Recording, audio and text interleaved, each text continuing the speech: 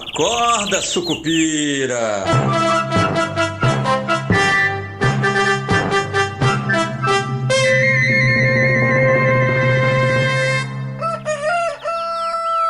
Bom dia, pessoal, sejam todos muito bem-vindos, sejam todas muito bem-vindas. Eu sou Rodrigo Oliveira e esse é o nosso Acorda Sucupira do dia 2 de maio, sexta-feira, pós-feriado. Quem emendou ainda está de feriado, né? Mas cá estamos porque hoje tem pregão na Bolsa Brasileira que vai tentar seguir aí o que foi ontem na Bolsa Americana, que esteve aberta, né? Embora algumas praças europeias aí fechadas, a maioria inclusive, os Estados Unidos funcionou e teve notícia boa, inclusive nos Estados Unidos. Teve uma notícia ruim para os americanos, né? O PIB desacelerou mais do que o pessoal estava esperando, mas isso acaba ajudando ali naquelas apostas de cortes de juros mais cedo, né? Agora, para a reunião da semana que vem do Copom, do FOMC, a expectativa é de manutenção da taxa de juros, mas começou a se movimentar novamente quando é que vai ser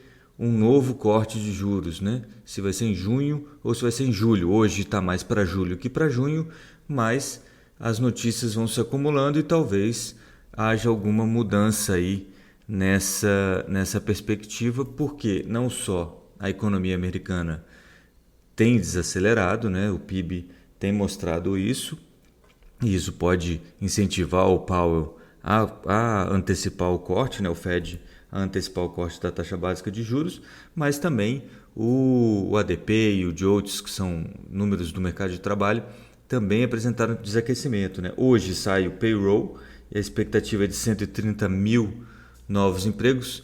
Esse é um número considerado razoável pelo mercado e que deve manter essa ideia de que, se vier em linha, né, deve manter essa ideia de que o corte de juros deve acontecer mais rápido do que estão precificando agora, né? Então deve passar para junho, deve reforçar aí as apostas num corte em junho, e a taxa de desemprego deve ficar em 4,2%.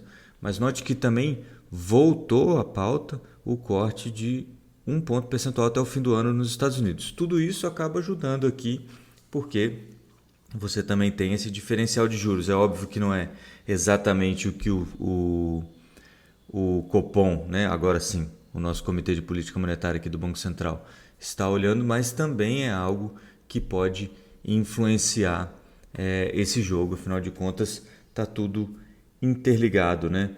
Um destaque importante ontem, o S&P, já vou passar para o Brasil, mas ontem o S&P 500 fechou em alta, né? Alta de 0,63%, e a Nasdaq em 1,10% de alta, aí, puxada por Microsoft e Meta, né? Que é o ex-Facebook, que tiveram resultados muito bons e subiram forte, né? Meta subiu 4 e alguma coisa e Microsoft subiu mais de 7% no dia. Isso acabou ajudando aí a Nasdaq, que hoje, né, os futuros nesse momento operam em alta também de 0,10, enquanto os futuros de S&P indicam uma alta também para o dia de 0,30. O EWZ, que é o Ibovespa em dólar, né, grosso modo não, até razoavelmente parecido, fechou em baixa ontem, o que indicaria uma baixa, uma queda também no nosso índice de bolsa aqui para hoje, né, nesse ajuste.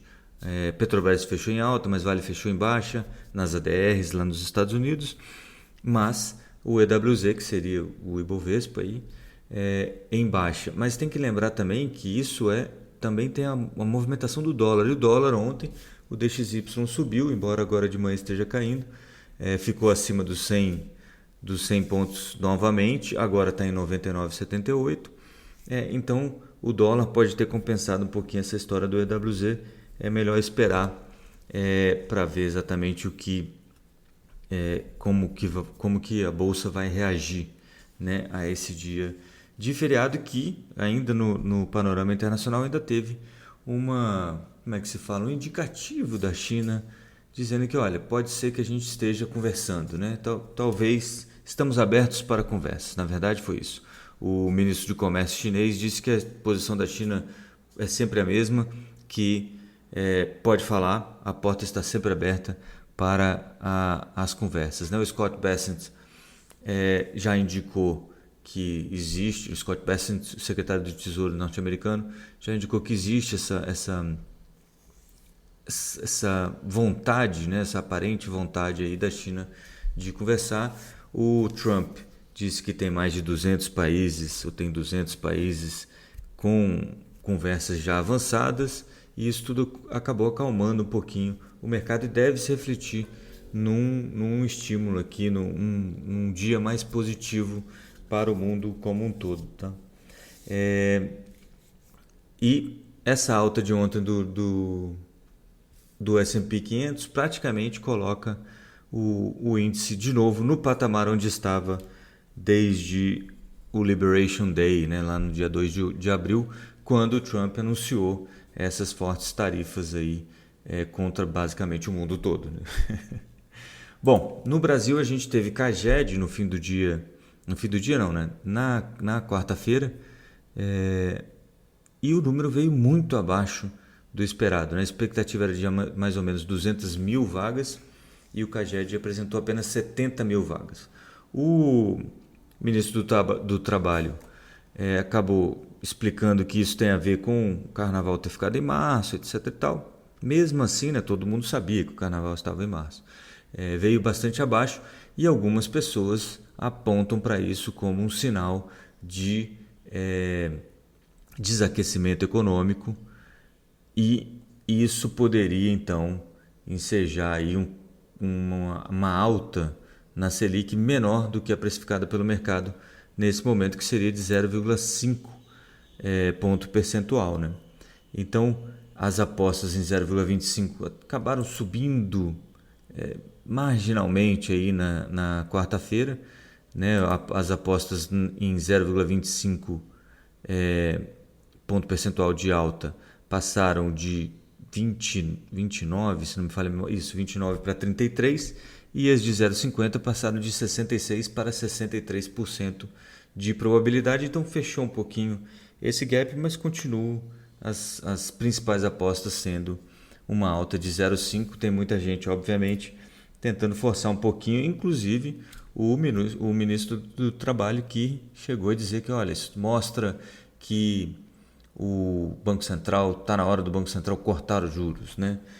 Claro, todo mundo tem o direito de pedir o que quiser, mas uma coisa que sempre me chama a atenção é que o lag, né, o atraso que o pessoal fala entre a política de juros e a transmissão para a economia real é de 12 a 18 meses. Se começamos a aumentar os juros lá em agosto, setembro do ano passado, não tem nem o mínimo do prazo que o pessoal normalmente diz que é função aí do que foi a alta na taxa básica de juros. Né? Então, ainda não me parece que se você pegar aí o que é a literatura, não parece que o Banco Central também estaria olhando para isso como, olha, isso é resultado do que a gente tem feito na alta de juros. Né?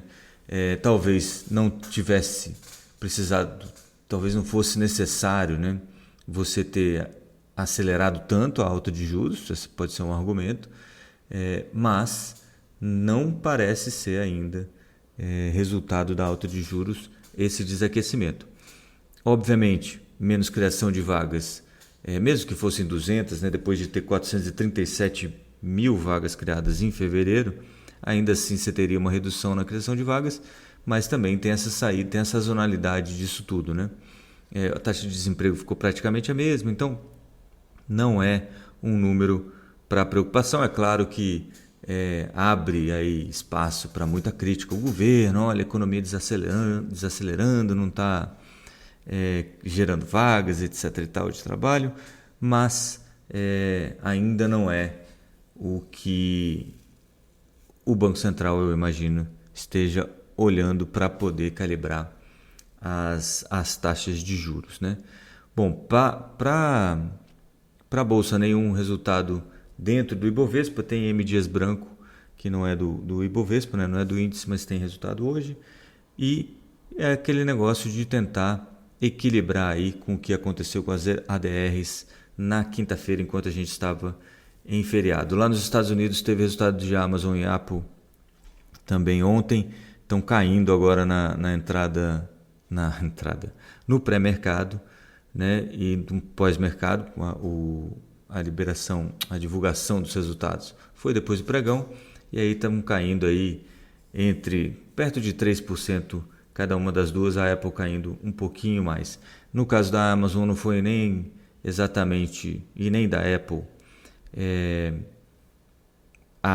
o resultado em si, mas sim as projeções que o pessoal aí das duas empresas cortaram as projeções futuras, então tem um ajustezinho aí para o que você espera que as ações vão valer na bolsa, né? Afinal de contas, no valuation você faz uma previsão futura do que vai acontecer. Quando essa previsão diminui, o preço da ação hoje já cai, né? Esse é o ajuste basicamente que a gente vai tendo. E eu queria só fechar esse Acorda Sucupira de hoje, lembrando, né, que hoje provavelmente eu estou com um probleminha aqui, talvez atrase, mas espero que não. A gente tem aí a newsletter com a performance das nossas carteiras recomendadas, foram positivas, está tudo bem, mas eu quero ter precisão no número e eu estou com alguns números aqui que não estão batendo. E além disso eu gravo hoje uma entrevista que eu espero soltar hoje mesmo ainda, se não hoje, no sábado. Mas além disso eu queria fechar essa conversa porque teve uma fala do Scott Bessent na Fox News dizendo que a taxa de 2 anos dos Estados Unidos, né, do título de 2 anos para os Estados Unidos estava abaixo dos 4,25, 4,5, né? Estava em 3,70 a taxa do note de 2 anos.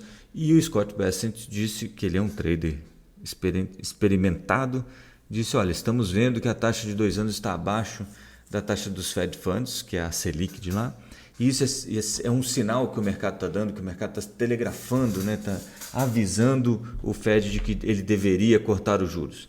Não é isso, né? E o Scott Bessent obviamente sabe disso, né? O mercado não discute, ele obviamente tenta influenciar dependendo da posição. Se eu tenho uma posição que vai ser beneficiada por um corte de juros, obviamente eu tento influenciar todas as decisões, mas